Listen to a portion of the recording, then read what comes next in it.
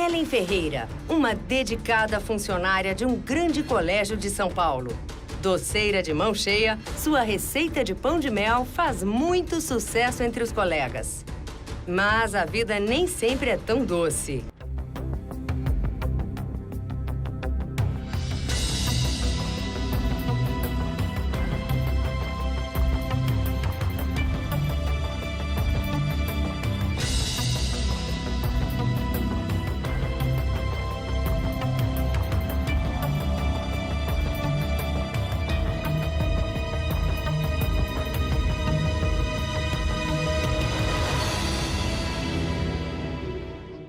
Fabiana Ferreira de Barros Dias, eu tenho 35 anos, né? Sou filha, né, da Ellen Ferreira, sou professora e mãe da Beatriz, né, de 3 anos e 9 meses. A minha relação com a minha mãe era uma relação assim de muito amor e muita cumplicidade, né? Ela era minha melhor amiga.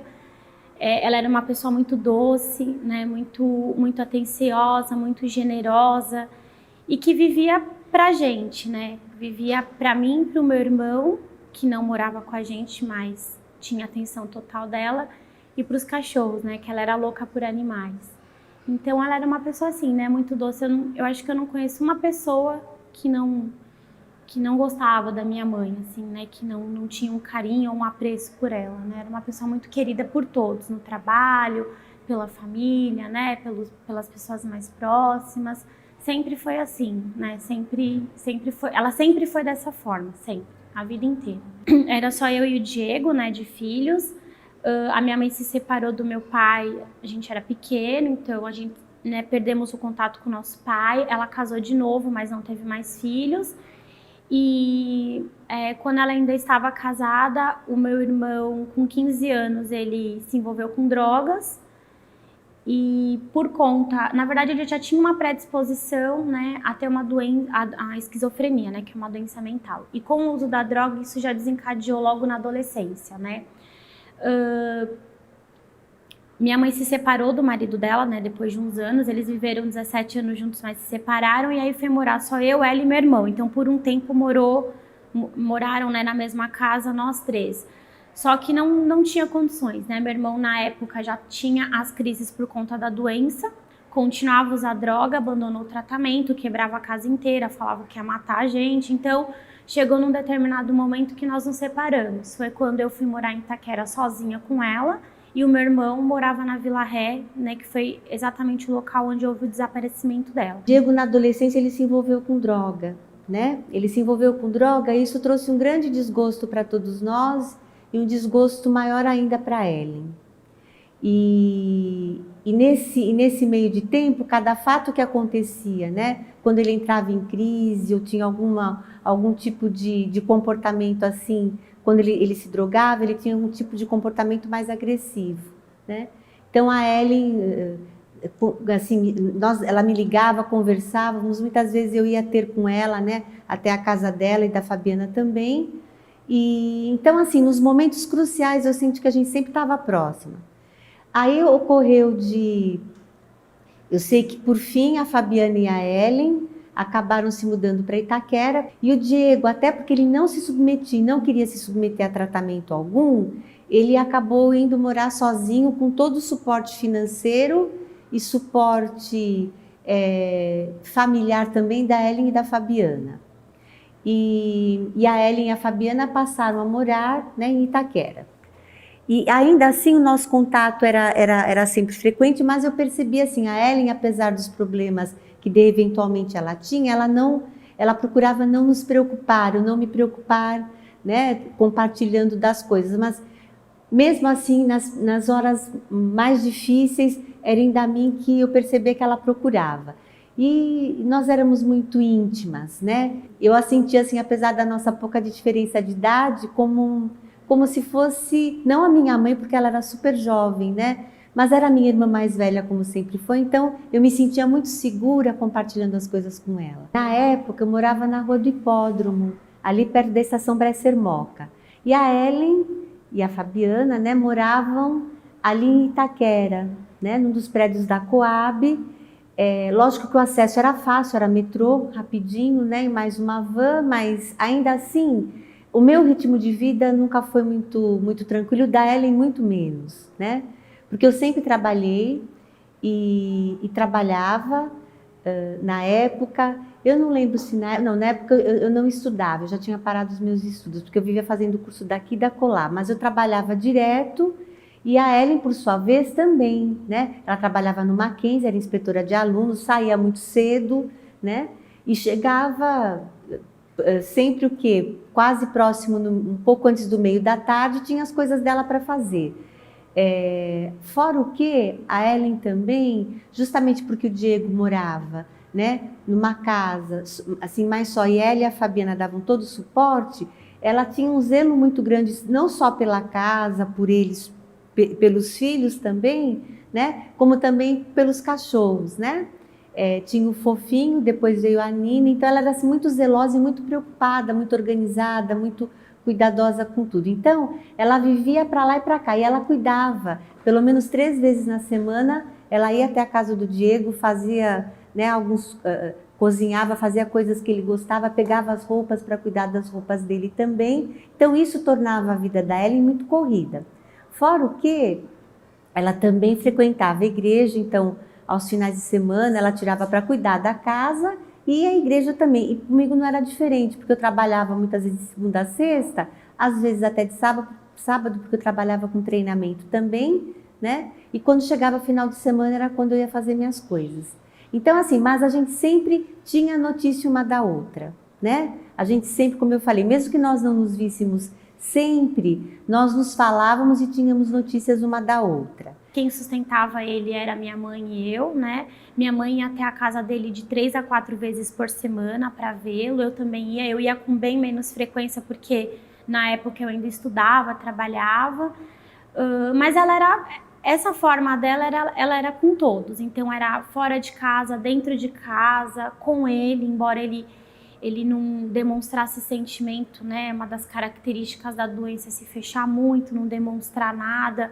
Ele mal conversava com a gente, mas mesmo ele sendo dessa forma, ela era essa pessoa, né? Que ela era comigo, ela era com todos, né? Com todos que a cercavam, ela era desse jeito. E a gente se dava muito bem, né? Ela era minha melhor amiga, né? Eu casei 11 meses antes do desaparecimento dela. Foi muito difícil, né, a separação, eu me separar dela, né, foi bem difícil, porque a gente era muito grudada. Eu falava com ela todos os dias, 3 vezes por dia, né, então era de manhã, de tarde, de noite, nem que fosse para falar, oi mãe, tá tudo bem? Assim, só para escutar a voz dela, e ela era a mesma coisa comigo, a gente tinha uma ligação muito grande, né.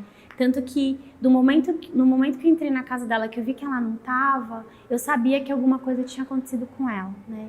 Mesmo tendo a confirmação só no dia seguinte, eu sabia que alguma coisa tinha acontecido com a minha mãe, né? A minha mãe, ela sempre foi muito reservada, né? Ao mesmo tempo que ela era uma pessoa que ela ajudava muito, ela sempre se colocava à disposição para ajudar todo mundo, ela era muito reservada nas coisas dela. Então, ela não era de falar dela, né? Então, ela, por exemplo, eu chegava, ai mãe, ela era minha conselheira, tudo era para ela que eu falava, mas ela era muito reservada. Mas assim, eu não percebi nada de diferente do que sempre foi, né? O que aconteceu nos últimos tempos, ela estava muito cansada, né, fisicamente falando, porque ela trabalhava, embora ela trabalhasse meio período, né, no Mackenzie como inspetora de aluno, ela acordava muito cedo, porque ela chegava no Mackenzie 6h30 da manhã, então ela saía de casa 4h30 da manhã, né, tinha essa questão do meu irmão, de ir lá, de vê-lo, de cuidar dele. Ela fazia pão de mel, né, que era uma renda extra, eu vendia no trabalho, né, eu e o Fabrício, que é o meu ex-marido, a gente trabalhava no mesmo local, então ele ajudava muito, né, vendendo. Então ela estava constantemente assim fazendo alguma coisa, fosse dentro de casa ou fosse no trabalho. Então fisicamente ela estava muito cansada, né? Ela fazia os pães de mel a cada 15 dias, né, para eu vender. E aquele final de semana era o final de semana que ela fez, na verdade, para eu ir buscar e levar. Ela morava em Itaquera e eu em Guarulhos. Depois que eu casei, eu fui morar em Guarulhos. Mas eu tinha, por exemplo, eu fiquei com a chave de casa, então eu tinha acesso à casa da minha mãe normalmente. E a rotina dela de domingo era sempre a mesma. Ela ia cedo na casa do meu irmão, né, para falar com ele, levar as coisas dele. E depois ela ia para a igreja. Ela costumava vir numa igreja aqui na Avenida São João, e de lá ela voltava para casa. Era sempre a mesma coisa todo domingo. E aí no sábado ela me ligou, nós nos falamos, né? E aí eu falei, mãe, amanhã eu passo aí, né, para pegar os pães de mel. E a gente sempre se via, né? Independente de ter o pão de mel, não, toda semana eu ia até a casa dela para vê-la, né? E aí, o que aconteceu? Nesse domingo, eu tinha marcado um horário com ela, né? Eu falei, mãe, eu vou depois do almoço. Só que eu ia ter um compromisso, né? E eu tinha até esquecido.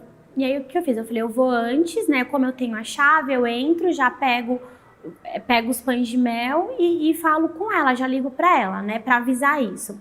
E aí, de manhã, eu comecei a ligar no celular dela, né, pra avisar que eu ia um pouco mais cedo. E que se ela não tivesse, não teria problema, eu entraria, pegaria as coisas e depois eu, né, comecei a ligar pra ela, o celular só dando caixa postal. Eu comecei a ligar pra ela por volta, acho que, sei lá, de umas 10 horas da manhã, 10, 11 horas.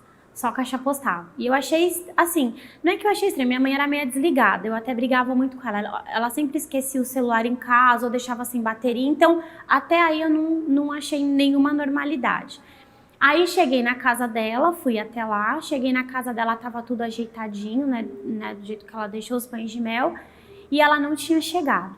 E aí eu recolhi tudo, e a hora que eu saí de lá, teoricamente, teria que ser a hora que ela deveria estar chegando. Só que, dependendo de ônibus, domingo, eu falei, vai ver que o ônibus atrasou, daqui a pouco ela tá chegando.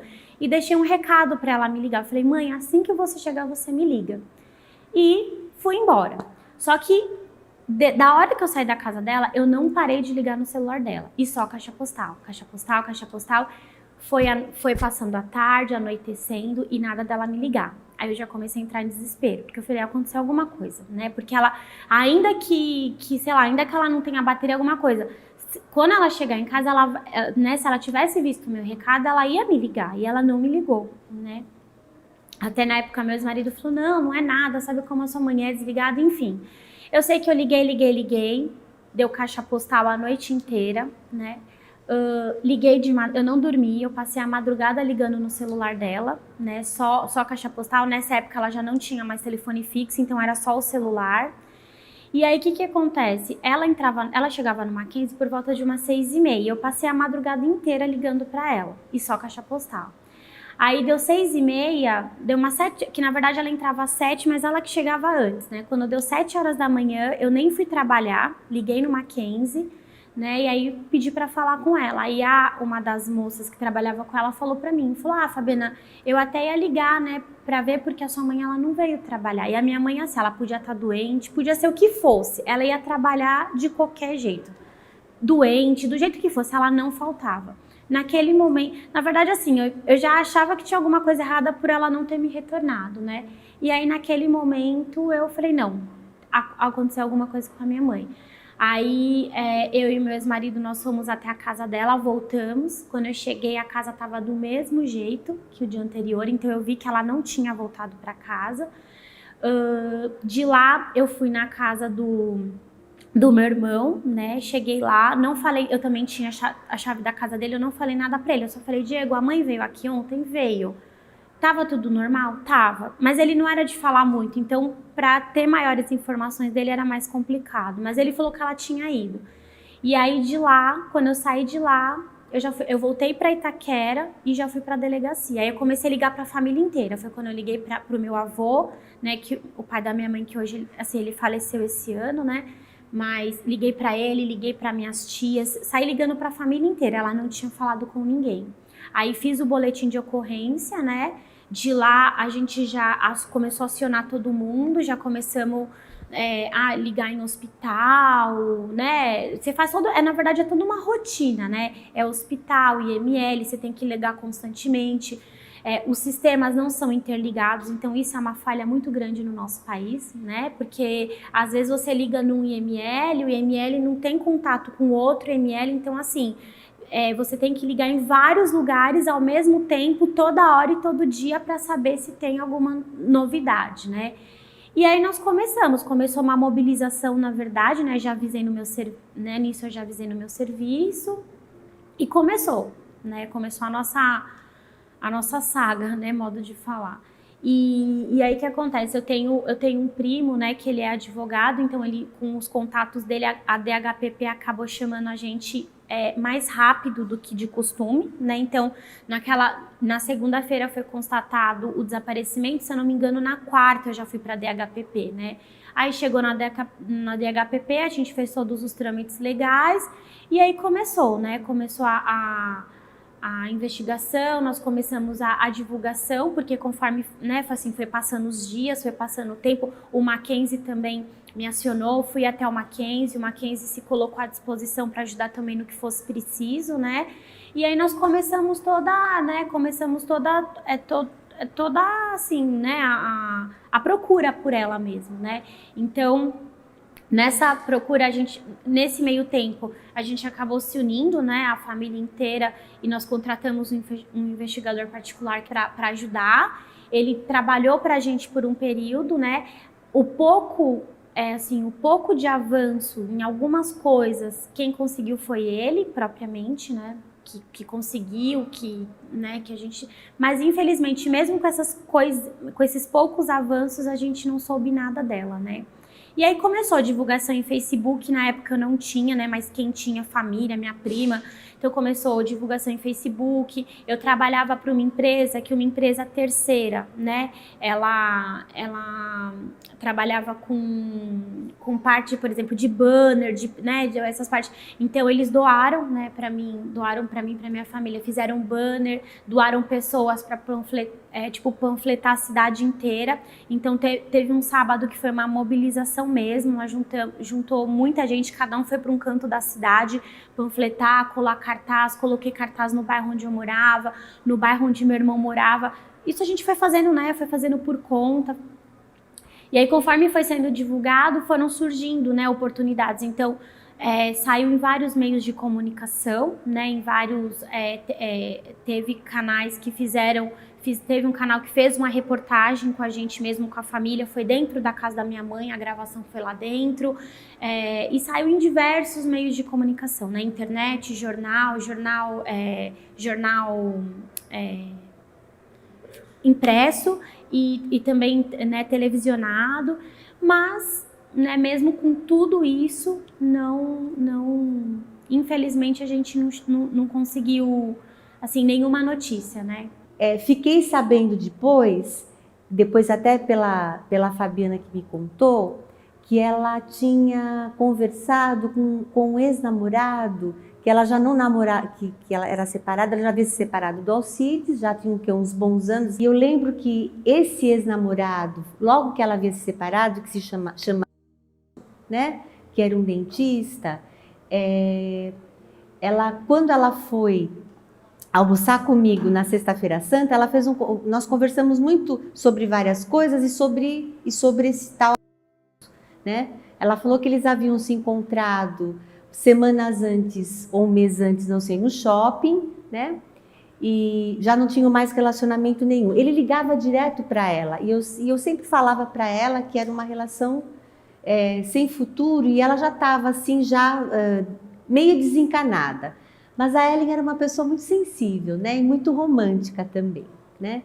E ela tinha clareza, ela tinha consciência disso. Eu lembro que nessa conversa que nós tivemos em abril de 2011, ela comentou comigo o seguinte, ela falou assim, que esse encontro foi um encontro assim, muito ruim para ela, porque ele começou a falar, comentar coisas com ela, que ela tinha uma vida muito limitada, que ela era uma pessoa que só vivia para o trabalho e para a família, que ela era uma coitadinha, entre aspas, né? Aí eu olhei para ela, eu lembro quando ela falou isso para mim, eu falei assim, mas Ellen, qual que é desse rapaz? Ele deve ser meio pirado, quer dizer, por que ele te convida para tomar um café, você gentilmente corresponde ao convite e ele vai lá preencher sua cabeça de juízos, né? Assim que não tem nada a ver. Eu lembro que ela ficou bem impressionada. Aí eu falei, minha irmã, ele está jogando para você aquilo que é dele, né?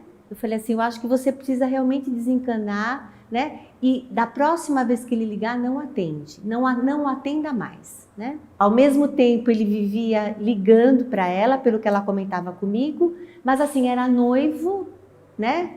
Ele era noivo, e a Ellen tinha deixado bem claro que a partir do momento que ele tinha um relacionamento, que ela não queria nada com ele. Mas ele deu depoimento, foi chamado da DHPP, não deu nada. Então, em toda essa procura, por exemplo, né, eu e meu ex-marido, nós fomos, por exemplo, até a igreja que ela frequentava, né, eles disponibilizaram os vídeos que eles filmam, né, a entrada, não localizamos ela entrando na igreja, então deduzimos que ela nem chegou, né, a vir até a igreja. O Mackenzie verificou vale transporte, porque como o cartão era da empresa, eles conseguem rastrear, né? O que foi constatado é que ela só usou os ônibus para chegar até a casa do meu irmão. Da saída da casa do meu irmão é que, né, assim, ela sumiu completamente. Então, foi verificado vale transporte. Eu, por muito tempo, liguei no convênio dela para ver se de repente não tinha dado entrada, né, em algum lugar.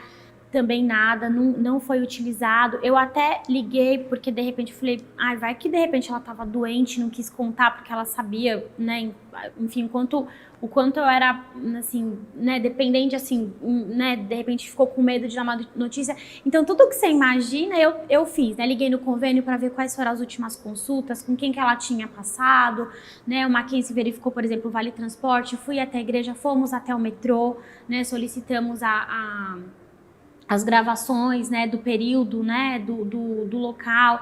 Na rua, porque assim, a rua do meu irmão, que ele morava, era assim, a gente descia numa avenida e a rua do meu irmão era na rua de baixo. Então, nessa rua intermediária entre as duas ruas, muitas casas tinham câmera, né? Conseguiram a filmagem, então a filmagem mostra ela descendo a rua. Então deu pra ver a roupa que ela tava usando, né? Que ela tava com a bolsa, então ela tava com os documentos, com o carrinho.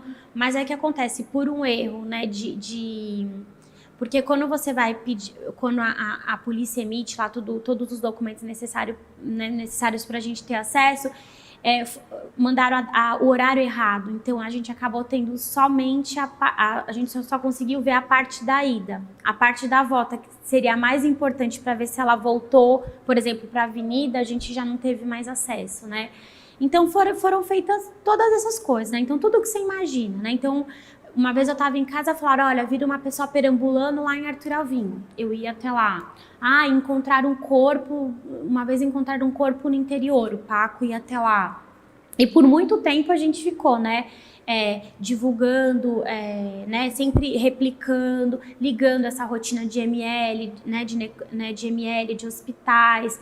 Então a gente fez tudo, né, tudo que estava ao nosso alcance, tudo que eu pude participar, tudo que eu pude fazer, nós, né, eu, minha família, nós fizemos, mas infelizmente a gente não teve nenhum resultado, né? Mesmo com a investigação particular, chegou num determinado momento a gente dispensou o Paco porque não tinha progresso, né? Eles interrogaram todo mundo, né? Interrogaram a família, interrogaram o meu irmão, né? Porque por conta do meu irmão porque assim, meu irmão ele foi envolvido com drogas, né? Mas já tinha alguns anos que ele não usava mais drogas, mas esse comportamento dele era por conta da doença que ele não tratava. Então, né, muita gente, assim, ele também era um suspeito, né, vamos colocar assim, mas a polícia, né, foi até a casa dele, olhou tudo, né, ele também prestou depoimento, as meninas do trabalho dela prestaram depoimento, colheram realmente, mas como também não teve avanço, isso foi em 2011, em 2012 o processo dela foi arquivado, né, por não ter provas, por não ter nenhuma novidade, nada, eles acabam arquivando o processo. Então, desde 2012, o processo da minha mãe está arquivado, né? Então, a polícia em si já não atua mais no caso dela. É complicado, né? Eu entendo o lado deles, né? Por conta de não tem profissional, porque se você vai no DHPP e você vê a divisão, né? Você vê quantos investigadores tem para o tanto de casos de desaparecimento, é surreal, não tem como, né? Mas são os trâmites, né? A gente, tudo que podia fazer, até o Paco mesmo acabou levando muita informação para a polícia, né? Porque eles trabalham, por trás dos bastidores eles trabalham juntos, né? Então, eu não sei nem o que te dizer, na verdade, né? Porque não deveria, né? Eu acho que casos assim nunca deveriam ser arquivados, né? Porque o tempo passa, mas quem tá ali do outro lado, a gente também, né, assim, você espera uma resposta, você espera algo, né? Então, o ano passado, o caso dela foi selecionado para participar da progressão da foto, porque geralmente eles fazem mais em casos de criança, por ela ser adulta, né, não é tão comum fazer isso em casos de adulto, mas o caso dela foi selecionado e agora, mas não deu certo de fazer o ano passado, então agora eles estão fazendo. Eu imagino que aí até o final, pelo menos até o final, até finalizar o ano, eu imagino que o retrato dela já esteja aprovado e pronto. E aí, a gente vai voltar a divulgar, né? E por meio, claro, desse programa também, que foi uma oportunidade da gente, né, pra gente poder falar, divulgar, porque muita gente não sabe, né, assim, ou acha que ela apareceu, né, porque o que na verdade acaba acontecendo é que cai no esquecimento. Essa é a palavra, acho que essa é a expressão, cai no esquecimento, não para nós, que somos a família, mas para quem está ao redor, né, para quem viu o caso, cai no esquecimento. Eu conhecendo a minha mãe, né, do jeito que eu conhecia, eu acho que ela estando em sã consciência, ela jamais iria embora, né, de falar assim, ó, me enchi o saco de tudo, tô cansada, vou embora. Minha mãe jamais faria isso, né. O meu irmão era a vida dela, né, não que eu não fosse, eu era, mas por conta dele ser doente, a minha mãe vivia para ele, né, vivia. Então, eu não acho que ela iria embora, por exemplo, né? E aí você começa a imaginar, né? Por exemplo, você fala, de repente assaltaram ela, né? Mas ela não tinha bens, não tinha dinheiro, não tinha nada, né? Então, se assaltaram, fizeram o que com ela, né? Se você pensar num crime de cunho sexual, né? A minha mãe era uma pessoa super discreta, ela não era nenhuma pessoa que chamava atenção, ela era bem magrinha, bem miudinha, não era nenhuma mulher assim, né, que chamasse atenção. Então, né, você pensa, também se foi algo porque assim, na verdade assim, se foi algum crime, né, no sentido de repente foi assaltada, algum pegou ela, não sei, mas e o corpo, né? Assim, se você for pensar no pior cenário, né? Não tem o corpo, né? Não acharam nada, né? Você vê tantos casos que a pessoa às vezes esquarteja, a pessoa acha e reconhece. Então, assim, pra mim, eu não sei, eu acho que se ela estiver viva ainda, né? Por conta desse tempo todo, porque já tem 5 anos, é muito tempo, né? Parece que não, mas é muito tempo. Se ela estiver viva, pra mim, ela teve por conta do estresse, do cansaço, ela teve algum colapso a ponto de perder a memória e tá perambulando por aí, né? Porque você vê, assim, não se restringe só a São Paulo, porque se ela teve alguma coisa e perdeu a memória, de repente jogou os documentos, caiu em algum lugar, ela pode estar em qualquer lugar do Brasil, né? Eu não vou nem me limitar a São Paulo, a gente vê muitos casos que a pessoa é de qualquer lugar e vai parar em outro, completamente diferente, né? Só que aí fica difícil pra gente localizar, como eu te falei, os sistemas, eles não são interligados. Eu liguei, né, pra mim, eu fui atrás, por exemplo, o sistema de São Paulo é um, do Rio de Janeiro é outro, de Minas Gerais é outro. Então, teoricamente, para eu ter acesso a todos os sistemas, eu teria que ir em cada estado brasileiro, né, isso a gente tá falando em estado, que é uma coisa, né, enorme. Então, não tem condições, né, de você fazer uma coisa, assim, de você procurar dessa forma, né. Então, assim, não sei te precisar, assim, sabe, na verdade, passar 1001 coisas, né? Eu gostaria de saber o que aconteceu, né? Se hoje, né, chegassem e falassem assim, olha, encontraram moçada, sei lá, e é da sua mãe, ia ser muito difícil, né? Mas pelo menos eu ia saber o que aconteceu com ela, né? Porque é uma espera sem fim, né? Hoje eu sou mãe, né? Na época eu era recém-casada, na verdade, quando ela desapareceu. E tantas coisas aconteceram. Eu sou mãe, tenho uma filha de 3 anos que não conhece a avó, né? Então, na verdade, eu gostaria de saber a verdade, né? Seja ela qual for. É óbvio que eu quero que a minha mãe, né? Se ela estivesse por aí, né? Eu ia pegar, ia cuidar, ela ia ficar comigo, né? Mas eu gostaria de saber, na verdade, o que aconteceu. Minha mãe, né? Ela era o meu porto seguro, era o meu chão, né? Assim, eu sempre falava pra ela, né? Eu falava assim, mãe, eu não vivo sem você. Eu falava pra ela que se um dia ela morresse, eu morreria junto. E, de certa forma, uma parte de mim morreu naquele dia, né? É claro que eu vivo minha vida, né? Eu tenho minha filha agora, eu trabalho, por exemplo, na área que sempre foi o meu sonho, eu sou professora. Na época eu não trabalhava, né? Tantas coisas boas aconteceram, coisas difíceis também aconteceram. Eu perdi o meu irmão, né? O meu irmão, ele faleceu ano passado. O meu avô, o pai dela. Mas ela faz muita falta. Não tem um dia sequer que eu não pense nela, né? Que eu não tenha saudade dela, que eu não tenha saudade de escutar a voz dela, de sentir o cheiro, o abraço, né? De ter ela do meu lado. Não tem como, né? Não tem como não pensar nela, né? Se eu chegar ao fim da minha vida, né? Sem ter notícias dela, pode ter certeza que até meu último minuto de vida eu vou estar pensando nela, né? E vou assim, hoje eu guardo as boas lembranças, né? Mas espero que um dia a gente possa compartilhar de novo, né? E eu possa compartilhar tantas coisas que aconteceram comigo, né? E eu olho para minha filha, por exemplo, não tem como não olhar para minha filha e não pensar nela, né? Porque eu brincava muito com ela, a gente brincava, quando você tiver um filho vai ser assim, vovó vai chegar na casa da vovó. Então hoje olhar para minha filha não tem como eu não olhar para ela e não pensar.